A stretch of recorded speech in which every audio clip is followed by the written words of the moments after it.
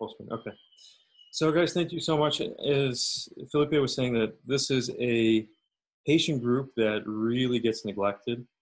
And one thing that really frustrates me when I see patients that come in with orchialgia is how little of a workup they've had despite going to 5 to 10 prior urologists.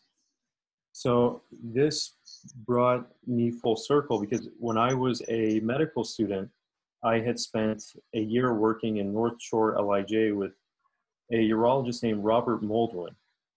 And that urologist was focused on interstitial cystitis. And that was a pain condition that nobody really wants to deal with because the patients are very difficult and they really drain your energy and your time, and you really don't feel like you help them much. But despite that, I saw his compassion to help them. I saw his ability to withstand their questions and their circle arguments.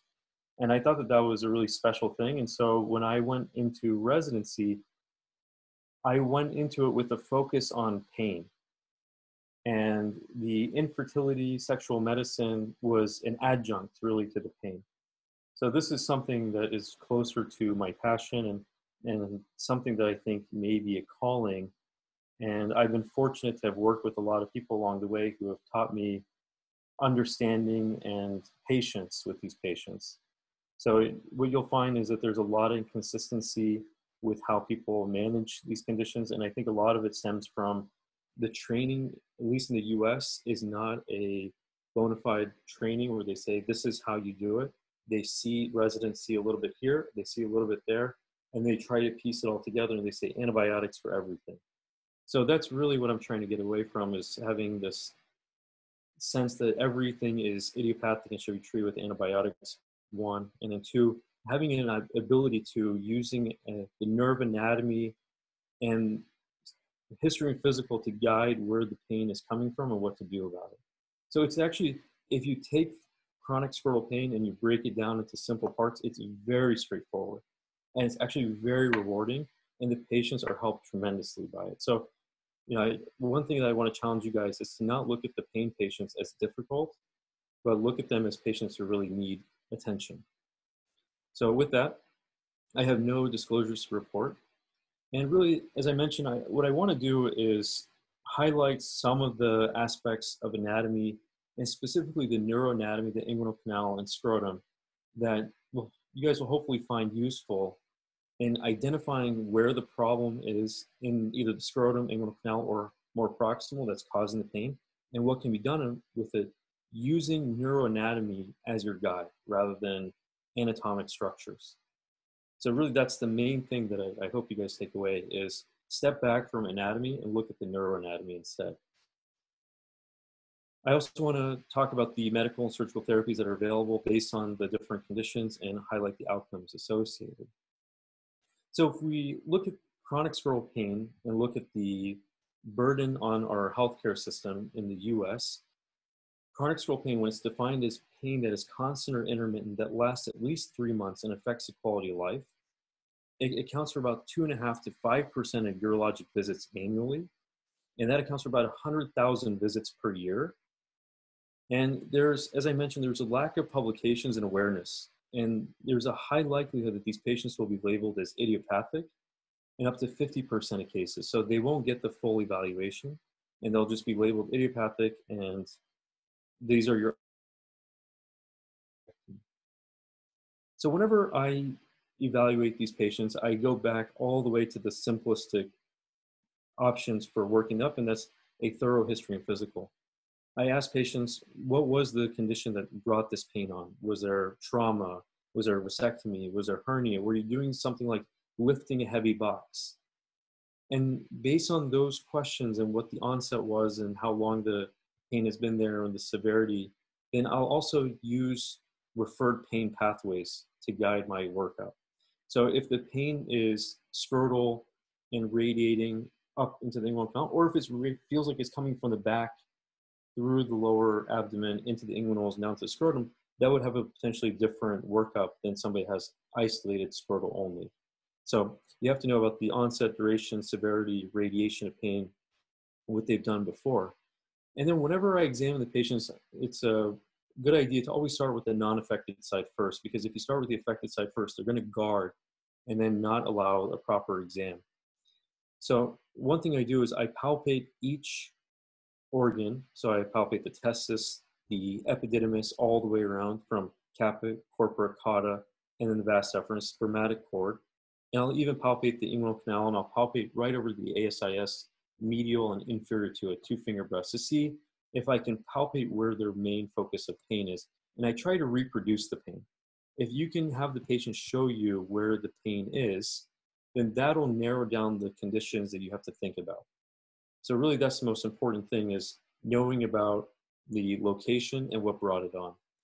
Now, I oftentimes tell my residents, look for bilateral posterior scrotal pain in conjunction with urinary symptoms, in conjunction with pain in the perineum, tip of the penis, rectal area pain brought on by ejaculation, and that could represent pelvic floor dysfunction. So if you have somebody that has a very sensitive pelvic floor and they have other symptoms, urinary symptoms such as hesitancy, incomplete bladder emptying, weak flow, and they've got pain in the bilateral posterior scrotum, that reflects potential pelvic floor dysfunction and irritation of the pudendal nerve.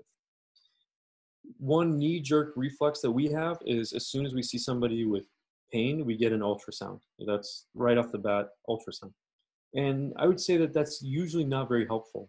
It's something that is done and it's recommended because there are pathologies that are picked up, but rarely do you find something that changes your management if you do a thorough physical.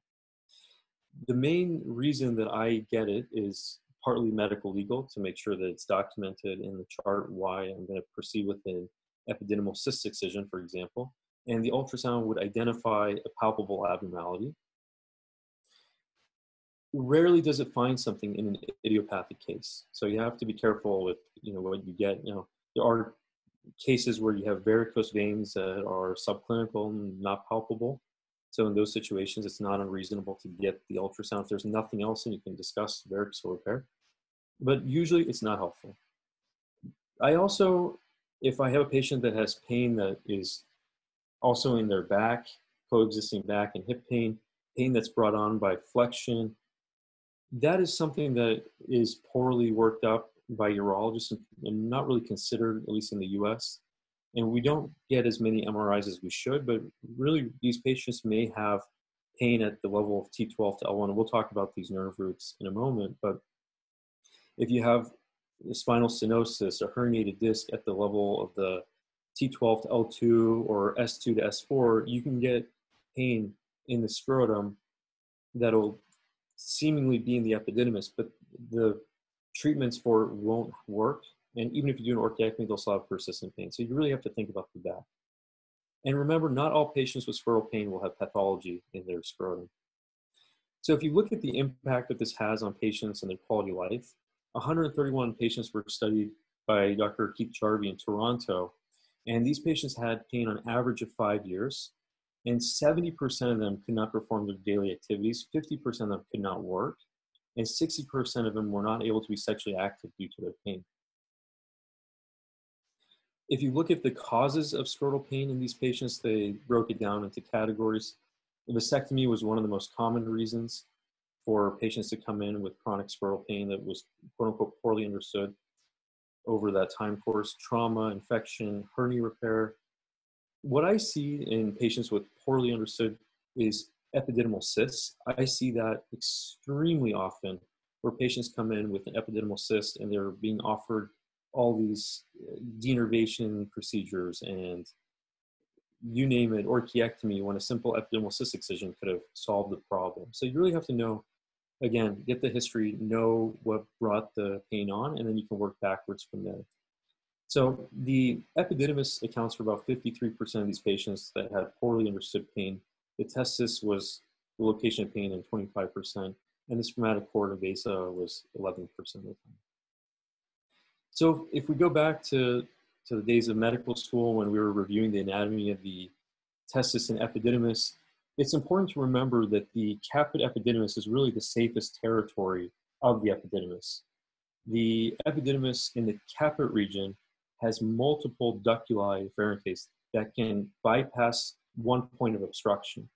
So if one of the ducts obstruct that cyst continues to grow, then that becomes a spermatocele. However, that area is safe.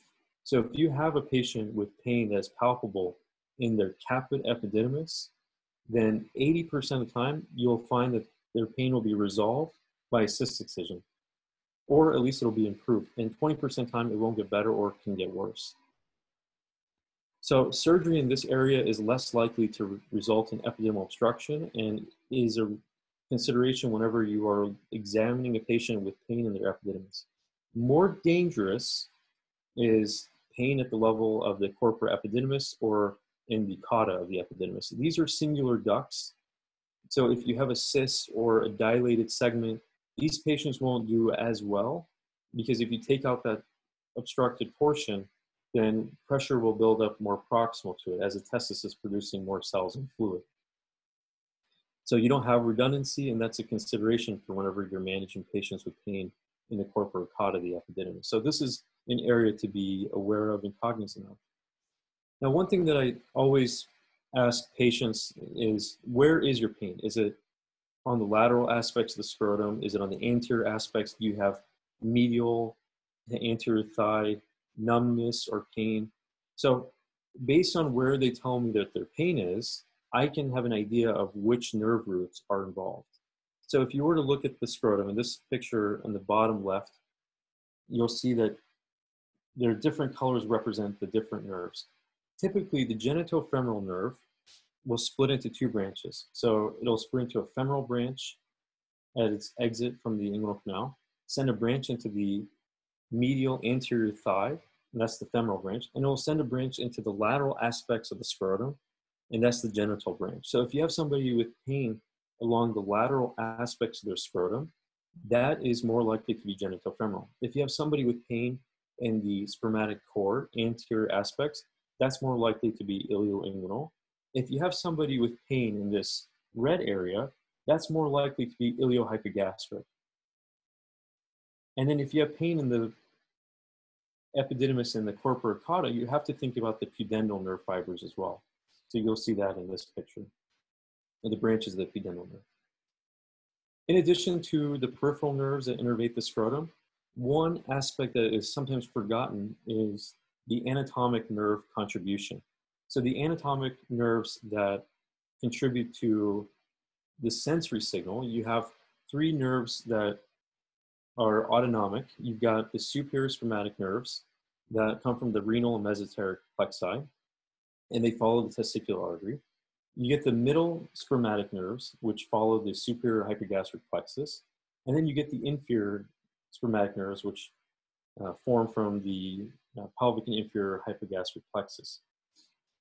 The middle spermatic and inferior spermatic nerves will fuse at the prostate vesicle junction and then runs with the spermatic cord along with the vas deferens and ultimately penetrates into the epididymis and testis. Now, this is one reason why you have to keep this in mind when we're talking about spermatic cord blocks and when you can potentially get what's called a false negative result, or sorry, false positive result. We can say, okay, the spermatic cord was able to numb the entire scrotum. If I were to take out all the peripheral nerves and the pain persists, the pain would be coming from the sympathetic nerve fibers. Now, in addition to carrying anterior or afferent signal back up to the spinal cord, these nerve fibers will also modulate testicular function. And you can manipulate the testis function by exposing the ganglia to noradrenaline and other adrenoreceptor agonists and antagonists. So there are reports of being able to drop testosterone level and modulate the androgen release from the testis by manipulating the autonomic ganglia. So the autonomic nerves carry afferent signal, and they can bring pain, and they can modulate testicular function. So those are all important points to remember. So these are the main peripheral nerves, and then just as important are the autonomic nerves. So to illustrate how important these nerves are, this was a study by Bill Steers in Lancet in 1994. He had 5 patients that had persistent pain that was non-responsive, and they had pain that lasted for about 1 to 7 years, and 5 patients that he had administered a bilateral periprostatic block with, All of them had substantial pain relief, and 4 out of 5 of them had complete relief. So the average pain pre-injection was 6.4 out of 10, and that dropped to 0.2 out of 10 on average after the injection. And interestingly, patients had improved urinary flow rate and had less stress urinary incontinence than 1 out of 5. And some of the research that I've done has picked up, I was not aware of that finding before putting this talk together. And we have corollaries to that. So all of this is a small study. There are some implications from that finding that are important in pelvic floor function and patients with lower urinary tract symptoms that are important to consider. So we'll talk about that. But this goes to show how important these autonomic nerves can be in patients with quote unquote idiopathic pain who've been non-responsive to other therapies. You have to remember that these nerves carry afferent signal. Now, if we look at the spermatic cord neural anatomy, this was a paper in Journal of Urology by C.J. O'Perricatil in 2013. He had taken 57 tissue biopsies obtained at the time of a denervation of 56 patients.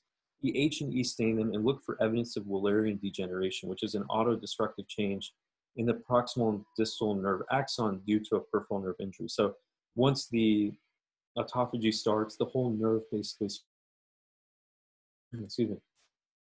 When H&E stains were performed on the biopsies that Dr. Perricatil had performed, he found that the cremasteric nerve fibers carried the densest number of nerve fibers. He found an average number of 19 nerve fibers per patient, and about a third to 2/3 of them had evidence of Wallerian degeneration. And then the second most common place that he saw them were in the perivasal tissue and the basal sheath, and then he saw it third most commonly in the lipoma posteriorly. So some have advocated to just go after these 3 areas, and that works about 70% of the time to go after these nerve roots, selectively go after the cremasteric nerve roots, the perivasal nerve roots, and then lipomatous tissue, versus going through a traditional microsurgical denervation, which we'll talk about later. However, the limitation of the study is that Wallerian degeneration is a marker of nerve damage, but we don't always see this.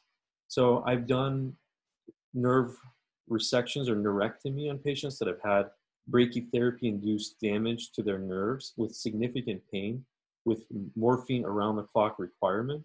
And when we stained for evidence of Wallerian degeneration, there was no sign with trichome stains, anything that showed that the nerve was histologically abnormal. So I'm skeptical that Wallerian degeneration is a 100% identification of where the pain is. I think it's a higher risk of having pain, but doesn't always guarantee that that is the pain. So that's a limitation of the study.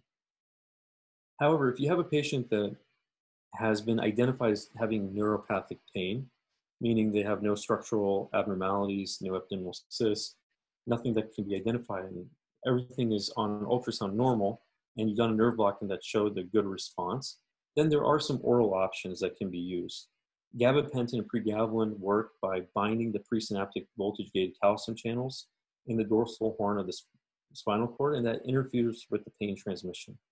And 75% of patients will experience at least a 50% pain reduction with gabapentin versus 40% with pregabalin. So of these patients, they get a better response with gabapentin than they do with pregabalin. But what I tell patients is that really what this does, it doesn't treat the pain, it doesn't block the pain. It's not a pain medicine. What it does, the brain stops listening to the signal. It drowns out the signal and prevents it from being the main signal that it's sensing. There are other options, and these work better than gabapentin. So nortriptyline is one of the better options for the management of neuropathic pain if the patients are not surgical candidates. So nortriptyline has better pain control. For patients, when they were compared nortriptyline versus gabapentin, patients on nortriptyline had a 67% rate of at least 50% reduction in their pain versus gabapentin that was only 61%. That was significant. Now, patients that are not surgical candidates, that you want to have medical management only, then these patients can go through serial nerve blocks, and sometimes I offer triamcinolone injections with the nerve blocks. Botox has been studied, although about a month or 2 ago, Dr. Jarvie showed no benefit when he compared the Botox injection when paired with the anesthetic. So he combined it with lidocaine, and showed that when patients were given lidocaine alone, there was no difference. And then there's always the option of cryoablation and pulse radiofrequency, and that can result in significant pain reduction in people with neuropathic pain, but you really have to identify which nerve is the problem. And we'll talk about how that can be done. So this was a patient of mine who had come in. He was a 38-year-old who had undergone a vasectomy in 2015. He had bilateral pain, left was greater than the right, and the pain had started about a month after his vasectomy. His baseline pain was an annoyance, but affected his quality of life. It interfered with intercourse, and intercourse increased it to 6 out of 10. And not surprisingly, he had an ultrasound which showed everything was normal. He had been given the usual trials of NSAIDs, tricyclic antidepressants, and gabapentin without benefit, and his only past surgical history was the vasectomy. So on exam, he had a normal-sized testicle, no varicose veins, no sperm granuloma, no epididymal cyst. He had mid to high vasectomy sites bilaterally, and his epididymis, as I mentioned, was without cyst, but his left epididymis was mildly indurated and tender to palpation. So he was offered a bilateral spermatic cord block, and the cord block, for those who are residents and have not performed a cord block, the way that I have my residents administer cord blocks is they hold each side of the scrotum after doing the typical cleansing. They target the anterior aspects of the scrotum and the lateral aspects of scrotum. The anterior aspects will target the ilioinguinal, and the lateral aspects will target the genitofemoral, and then the anterior will also get the sympathetic fibers. The benefit to the spermatic cord block is that if you have somebody that has referred pain, for example, from their back, the cord block will not help with their pain. So if you have a patient with significant pain and they have a cord block that doesn't respond, then it's likely that their pain is more proximal. But I would consider positive response greater than 90% reduction for the duration of the block, and then a second block is important to confirm. However, what are the limitations of the cord block? It's not specific. So whenever you're infusing anesthetic traumatic cord, that anesthetic goes everywhere. So you're getting potentially all of the nerve fibers, and it doesn't tell you which nerve fiber is the culprit, and it doesn't narrow down the differential. So you can get this indiscriminate block with no differentiation. Also, you can get false negatives with it, depending on the way that the block was performed. So post-vasectomy pain, 1 to 2% of patients will develop chronic scrotal pain after vasectomy. It can come about months to years after the vasectomy, and it can come about with epididymal congestion. It can be due to perineural fibrosis, inflammation from leakage of the antigenic basal fluid, or from vascular stasis. Oftentimes we can find a palpable structural problem such as epididymal cysts, spermatoceles, granulomas, hematomas, but sometimes we can't. And when we can't find the source, for example, when ultrasound is normal and the epididymis, if it's normal, then we start thinking about neuromas. So one of the routes that I have my residents think about the post-vasectomy pain options are, so if they've gone through the traditional conservative management options and they've had pain for at least 6 months, then I give them the spermatic cord, and if they have a positive response, then they have some options. And we'll go through each of these options and the data around them. So one option is to either do an epididymal cyst excision or epididymectomy, to go after denervation with a few techniques that we'll talk about, to reverse the vasectomy, or to remove the testis. So to go over epididymectomy, as I mentioned before, if you have a palpable lesion of the epididymis, that's the best candidate to pursue for epididymal cyst excision.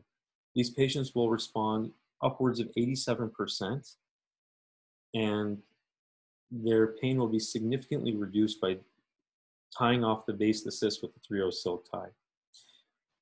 Additionally, in addition to epididymal cysts, if there are granulomatous masses, cystadenomas, these patients will also respond. But only offer it to patients who have palpable epididymal abnormalities. If you can't palpate it, don't operate on it. Never offer epididymal cyst excision or epididymectomy for patients with chronic epididymitis. And I highlighted never because that is in the most recent chapter of Campbell's, which I was the lead author on.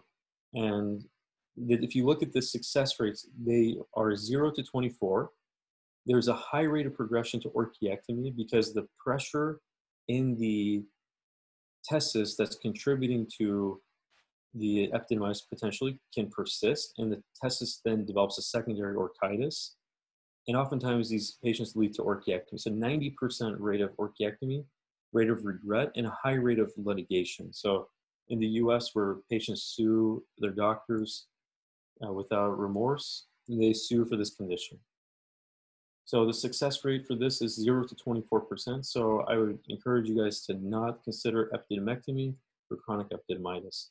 So as I mentioned, it creates obstruction, so the testis doesn't have an opportunity to drain. So you get a secondary orchitis, and there's risk of vascular compromise to the testis. Now, why we don't get this level of chronic pain following a microsurgical epididymal sperm aspiration with fulguration of the epididymis, which is the technique that Dr. Larry Lipschultz uses, I'm not sure. I haven't seen patients come back following a MESA with chronic pain, but it's possible if they will in the future. Now, denervation is a very common option that's offered, but there's different types of denervation. The one that's most popular is one that everybody thinks about whenever they hear the word denervation, and that was popularized by C.J. Pericatil, but initially by Devine and Schellhammer.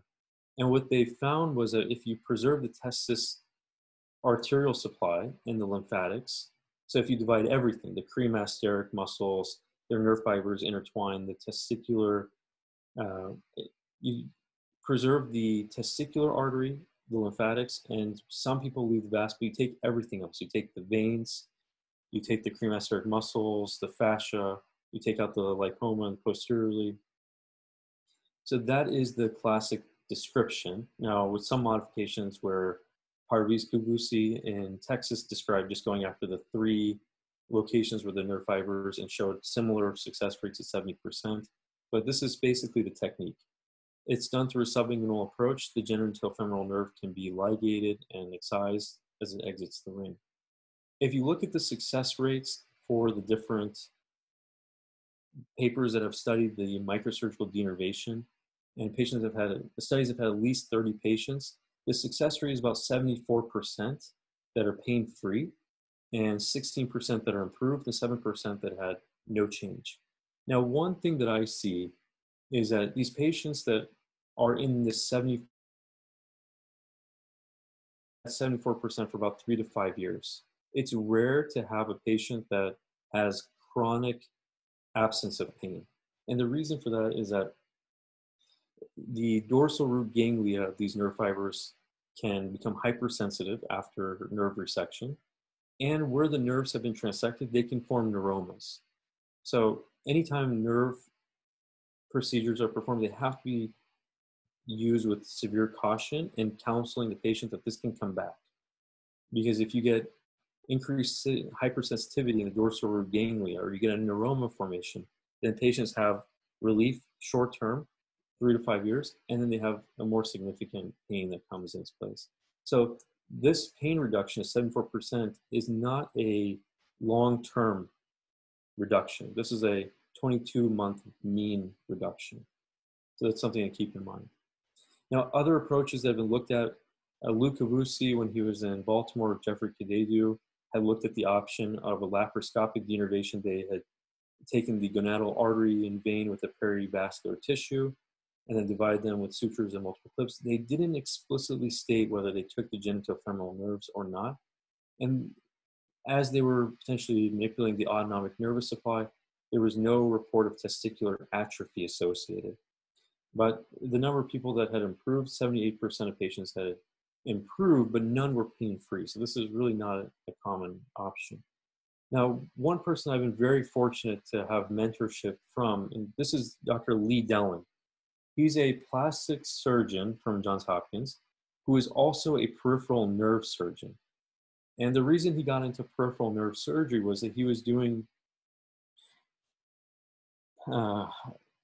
abdominoplasties, and when he did abdominoplasties, he noticed that the patients had significant reduction in their pelvic pain. And when he looked to see why he was getting such pain relief from patients with abdominoplasty, he was noticing that the areas that he was making his incision corresponded to the areas where the ilioinguinal, the iliohypogastric nerves were passing through.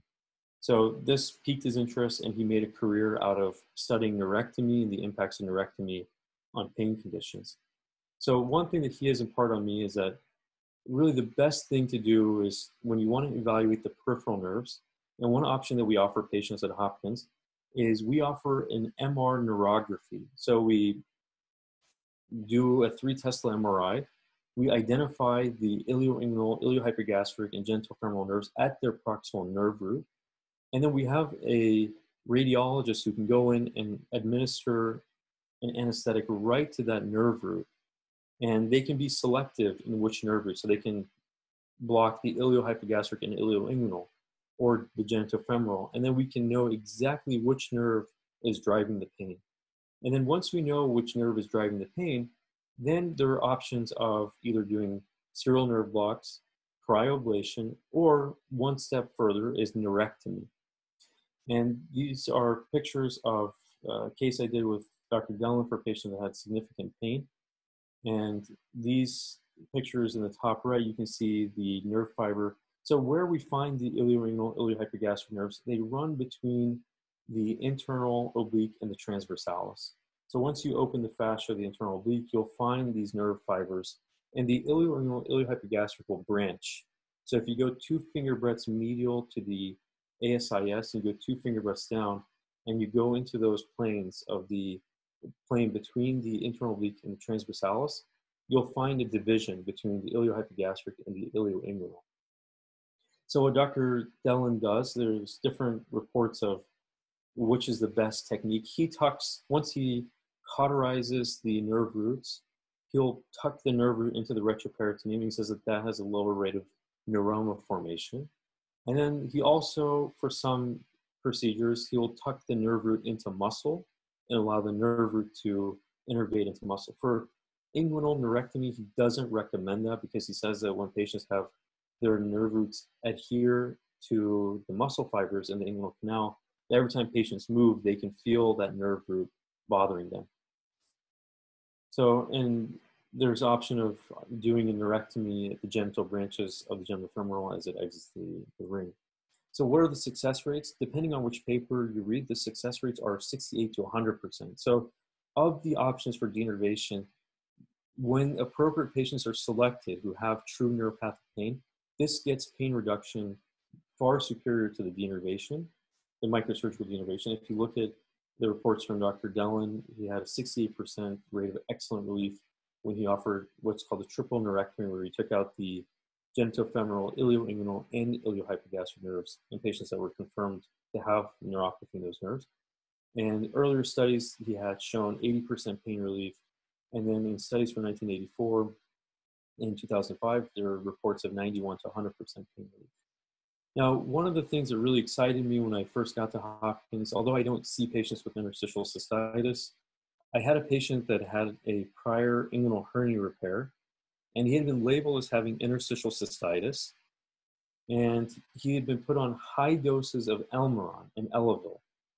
And unfortunately, he's a high-functioning person in Johns Hopkins who was a chief of staff, and the Elavil was really making essentially to continue his care, expecting that I was just going to give him Elavil. And I said, with palpation of his lower abdomen, I found a trigger point. I said, if I inject your trigger point, that could be an option for trigger point injection, not thinking about the nerve implications. So I gave him a trigger, what I thought was a trigger point injection, which happened to also be where his ilioinguinal and iliohypogastric nerves were. So I gave him a trigger point injection, and what happened was his pain completely resolved, but so did his urinary symptoms. So after his trigger point injection, for 24 to 36 hours after the injection, he had complete resolution of his pain with bladder filling. He no longer had dysuria. His frequency, urgency, and nocturia also resolved for that time frame, which is something that we didn't expect with just a simple nerve block. So after confirmation, he went through the MR-guided nerve blocks, and he had his nerves resected. He's no longer on Elavil. His dysuria is resolved, and he continues to have only mild frequency and urgency, which is controlled with Cialis and Vesicare. So what we hypothesized was that these nerve roots that are providing afferent signal to the bladder are brought back to the same nerve roots as the peripheral nerves. So the bladder sends its signals that are the efferent signals, the afferent signals, and they go back to the postganglionic fibers, and that goes back to the spinal cord, the visceral afferents at the level of T12 to L2. But what else leaves T12A2? You get efferents from the ilioinguinal, iliohypogastric, and you get the genitofemoral nerve fibers. So the brain, we think that the brain confuses these signals from either the bladder or these peripheral nerve roots and misinterprets them as the same. So if you have somebody that has an ilioinguinal, iliohypogastric nerve injury, which can be seen whenever somebody has laparoscopic surgery, hernia repair, they can sometimes have significant lower urinary tract symptoms. So if you have somebody who had LUTs that started after a surgical procedure, like a hernia repair, you have to think about these nerves. The follow-up study that we've submitted for publication and has not been published yet, so this is unpublished data, we looked at the PUF and OSPI questionnaires to look at the urinary symptoms and pain for patients that were previously labeled as interstitial cystitis and bladder pain syndrome patients. And what we found is that their PUF and OSPI scores, when we compare pre-op to 1, 2 month, 6 month, 10 month post-op, had significant reduction in their urinary symptoms. So this just speaks to the point that there is an overlap or referral of signal, or maybe an organ crosstalk between peripheral nerves and the bladder and pelvic organs. And we think that potentially the pudendal nerve may also be involved. Now, vasectomy reversal is always discussed as an option. There are a few studies that look at the outcomes, and they're all single-center studies. Typically, what we look for is pain after ejaculation at the level of either the epididymis, the vas deferens, and typically the success rates will be about 50 to 70% of patients will be pain-free, and 75% to 100% will be at least improved when appropriately selected. And the largest series was done in 1997 in 32 patients, and 32% of them had pain relief after the first procedure. 8 of them had recurrence, and 6 out of the 8 had a second reversal procedure, and 3 of those 6 that had the second reversal procedure had relief. So that's the vasectomy reversal. Now, what about orchiectomy? Shouldn't that solve all of the problems? So it doesn't. And if you look at the different approaches for orchiectomy, from a scrotal or inguinal approach, the success rates for patients that are pain-free with the scrotal orchiectomy is only about 55% are pain-free, and 33% are improved, and almost a quarter have no change. And if you look at inguinal orchiectomy, you get a higher success rate, and you get rates of up to 73 to 75% are pain-free, and about a quarter are improved. And in some studies by Dr. Costabile, he found that 80% of them had no change. So that was atypical and an outlier. But there's clearly a difference between going scrotal and inguinal. So if you decide that orchiectomy is appropriate, inguinal would be the better option. And likely you're getting nerve fibers with the inguinal approach. You're getting the ilioinguinal nerve. You're possibly getting the genitofemoral nerve. Now, what do you do for patients that have persistent pain post-orchiectomy? What are the options there? So Dr. Dellin had published in 2014 Orquialgia after orchiectomy, and he had described what he had found in 10 men who had undergone prior initial hernia repair, vasectomy, prostatectomy, epididymectomy, and then underwent orchiectomy, but then had continuous pain 6 months after their orchiectomy. 3 out of the 10 were suicidal, and 1 out of 10 had a spinal cord stimulator that was placed and removed because it wasn't helping. The finding that Dr. Dellin had found was that the genital branch of the genitofemoral nerve was missed in all of them. So likely the difference between inguinal and scrotal is the ilioinguinal nerve, and the patients that were persistently painful or in pain after the inguinal were likely had genitofemoral nerve branches that remained. So after taking out the genitofemoral nerve, many of whom were suicidal, had excellent relief, and the other 2 had good relief. So just going back and finding these patients that had orchiectomy with persistent pain, you can oftentimes find the reason for it if you consider the nerve roots and the nerve anatomy. So to conclude, yes, testicular scrotal pain is challenging. If you approach it systematically, it is very straightforward. You have to rule out the reversible causes, and you have to really spare the testicle when possible. You know, that's a tenet of men's health. Appreciate your guys' time, and thank you for your attention. Happy to answer any questions. Thanks so much, Amin. I'm very glad that you accepted our invitation, because this was by far the most comprehensive and the best talk about chronic orchialgia that I have ever heard, seen. You know, congratulations, because this was like a mind-opening talk. When you say that the same pain that could cause the same, I'm sorry, the same chronic pain that you feel in the scrotum or in the inguinal region, maybe causing the urinary symptoms. This is very interesting. You know? Yeah.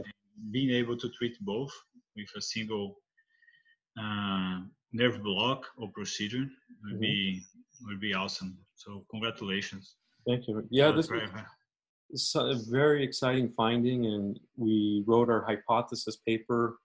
And this was something that wasn't really a consideration in the MAP study when they looked at interstitial cystitis patients, and when they wanted to classify the prevalence of different conditions that were causing interstitial cystitis.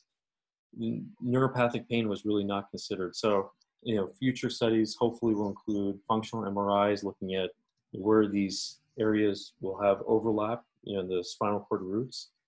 But yeah, we had a patient who had a pyeloplasty at the age of 71, and after the pyeloplasty, she had significant dysuria, dyspareunia, nocturia, and these came completely out of the blue and after her pyeloplasty.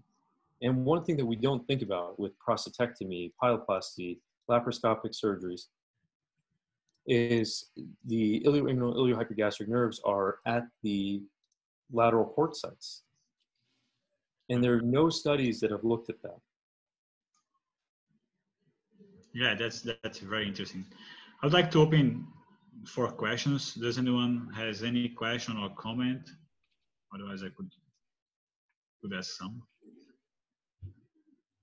So I think I'm gonna ask you my first question. So,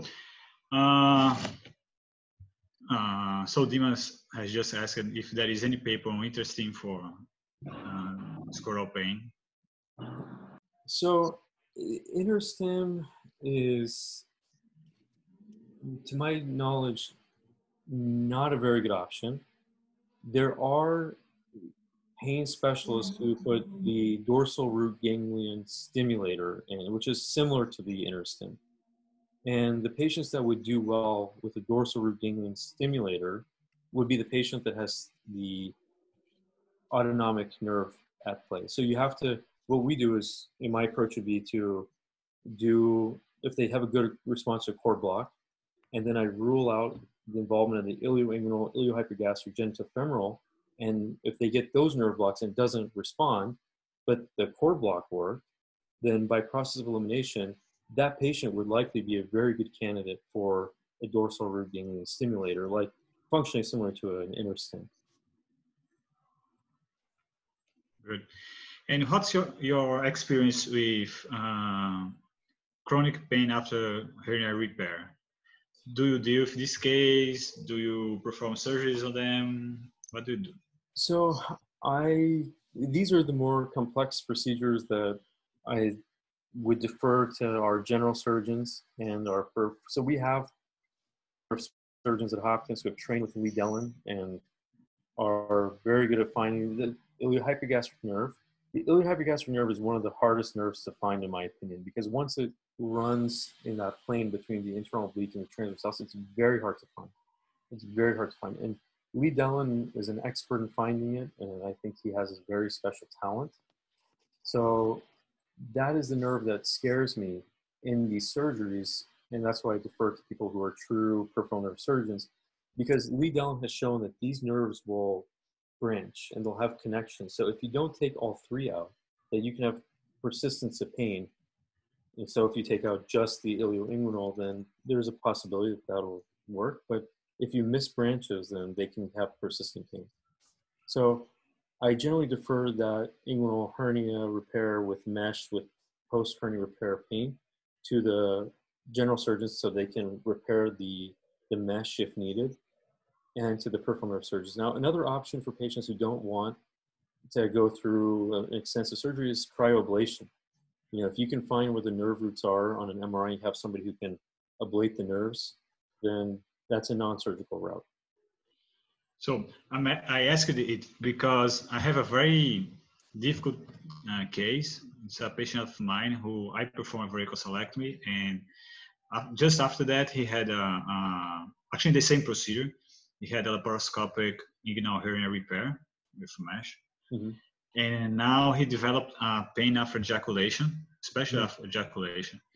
And we have tried some like amitriptyline, he improved a little bit, but then he started complaining again. And so this case is difficult. I'm inclined to order MRI just to see if there is any clip along the nerve trajectory, something like that, or even a clip nearby the diaphragm, something like that, because it was a microsurgical varicocelectomy, so it would be very easy to identify the diaph, you know. So I don't think something related to that, probably because of the mesh. Do you think MRI would be helpful? Maybe. So is the pain after ejaculation only, or is the pain in the scrotum unilateral, bilateral? Assuming it's unilateral. It's unilateral, but just after ejaculation. And any urinary symptoms that he has? No. Okay. The one thing that I see is that anytime there is a pain condition, one thing that comes hand in hand with the pain condition is pelvic floor dysfunction. Yeah, maybe. And so if you have a patient that has a pain condition underlying, they're oftentimes going to have spasm of the pelvic floor, and they're going to have the pudendal nerve and perineal branches of the pudendal nerve be basically caught with the spasming of the pelvic floor muscles. So post-ejaculatory pain and discomfort could be from the scrotum and the cremaster muscles, but it also could be pelvic floor dysfunction. So it's important to think about, you know, the other etiologies that can come with chronic pain. Yeah, so, that's why. Oh, sorry. Please continue. Oh no, go ahead. Oh, that's why your talk is so good, you know, because it gave us like several different conditions that could cause pain, you know. It was very good. But please continue. Thank you. So I was going to say that varicocelectomy, one thing that I always tell my residents is make sure whenever you're dividing veins or ligating veins, to make sure you've really taken the perivascular sheath off, because it's possible that the sympathetic fibers are running on the veins. So, you know, near the artery and also on the veins. And stripping, just like, you know, when we do a vasectomy, we try to take the sheath off. I tell them to really focus on the veins and really skinny the vein down so that there's no tissue on top that can be removed. Yeah, that's a good tip. Anyone else has any comment? So yeah, yes, Filipe. Please, Levi. Dr. Amin, excellent presentation. My name is Levi. I don't work with andrology. I work with oncology and kidney transplant, but it's a very common problem in the office. And I have a question about how long does a sperm cord block last? And if you keep a multidisciplinary monitoring with psychologists, psychiatrics, because these patients have a lot of anxiety, depression. Mm-hmm. What's your practice? So the duration depends on the block and what's given. So if I give 1% lidocaine, then I tell the patients about 4 to 6 hours. And so the hardest patient, in my opinion, to work up is a patient with intermittent pain. Intermittent, but quality of life disabling, because you don't know when their pain is going to happen in order to give them a block in that time. So if they have something that can bring the pain on, then I'll give them a block. I'll tell them you have 4 to 6 hours with lidocaine. or if it's with bupivacaine, it's longer. So I'll tell them about 10 to 12 hours. And then ropivacaine, which is what our radiologists use, that can last sometimes 2 to 5 days in some patients. So there's different blocks that'll last different lengths of time, but absolutely these patients need, it's a multidisciplinary condition to treat, and I don't have the resources to really get them over to a psychiatrist. Oftentimes I recommend them to go, but I don't have the capacity to be in the same clinic so that we can share patients and share space. But I would say that the level of distress and depression that comes with these conditions is significant. And one of the things that really adds to that is going to a urologist and not getting a consistent and logical response whenever they go. I had a patient who had an epididymal cyst, and he was offered a microsurgical denervation. And he had gone to 10 different urologists before he came to me. And I said, you know, your pain is palpable, localizable to your epididymal cyst. If I touch it, you're in pain. Why not just take out the epididymal cyst? And he says, you're the first person that made sense. So, you know, but going to those 10 urologists and getting different responses brings the anxiety and the depression because they feel chaos. They don't have direction on what their treatment course is. Okay, thank you. And one thing that we have, we actually have a pain psychology clinic at Hopkins, and patients that go through the pain psychology clinic have a reduction in their pain by about 10%. So it speaks to how strong the nervous system can play into the pain and the reception of the pain and the way that it's subconsciously sensed. And it's something that is definitely understudied and underutilized.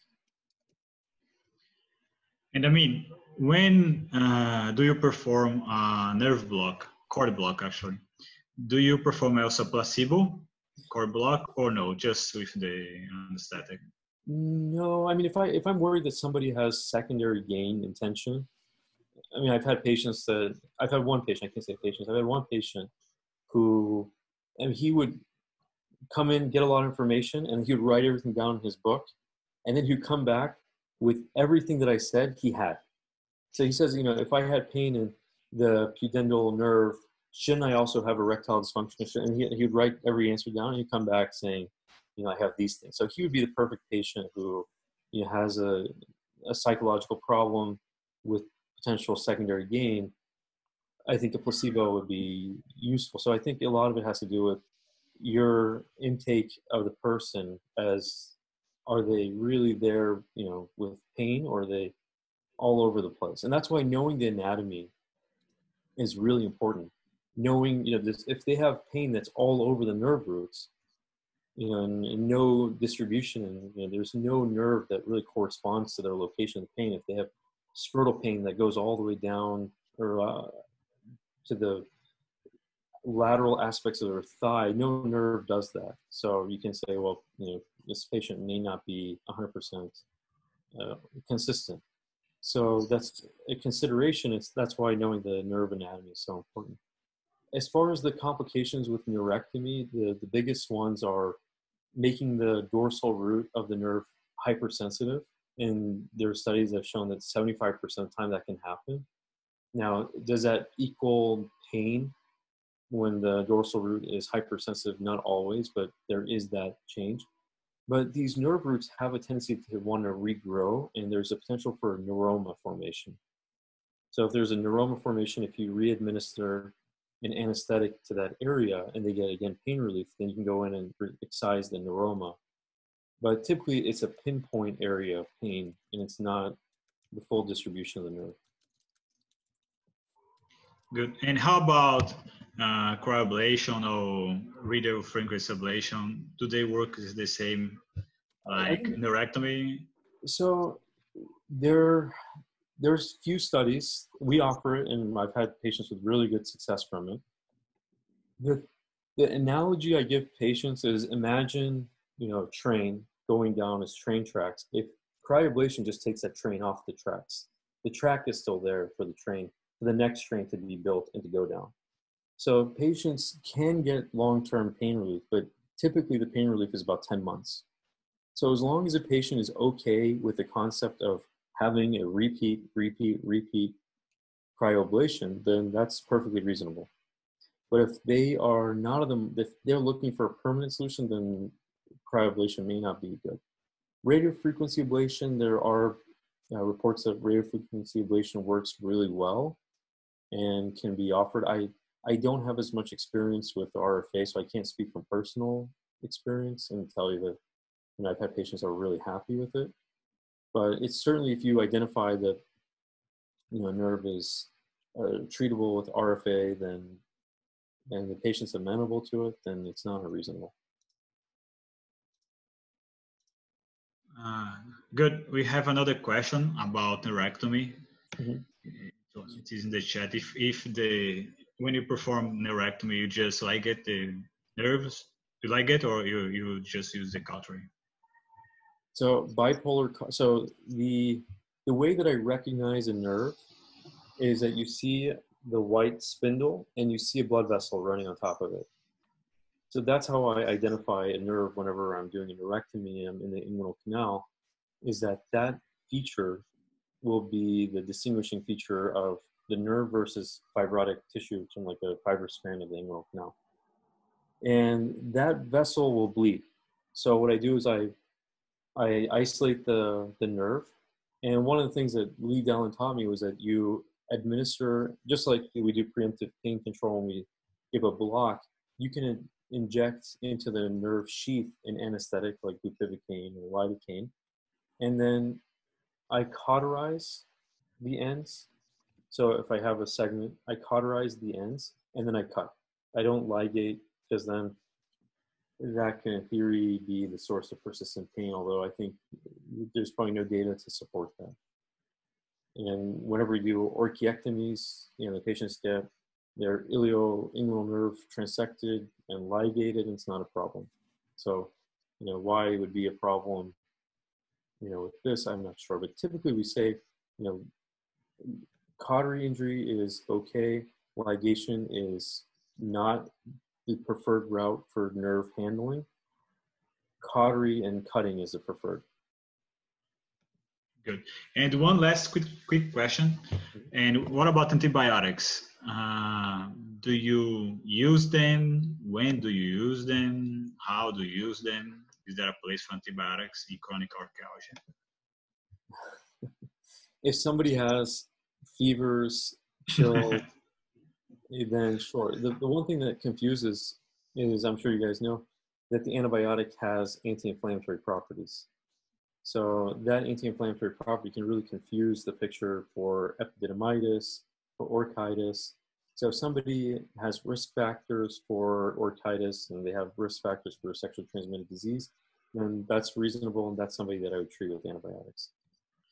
If they have a painful epididymal cyst that's new in onset and the radiologist is saying that this looks like epididymitis, acute, then I'll give them a short course of antibiotics and see if that helps. But for patients with chronic pain, I don't give them antibiotics ever. Right, that's the answer I'd like to hear. Yeah. Acute, I'll consider. Chronic, no. So, Amin, thank you so much for having you here. We are very glad, you gave us this talk, and we appreciate your time, your discussion, and I hope to see you again, perhaps here in Brazil after COVID, not now. Yeah.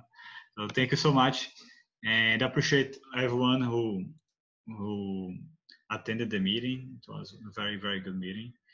And say hello to everyone in Hopkins, and take care, my friend. Sounds good. Thank you, guys. I appreciate your time and your attention. See ya.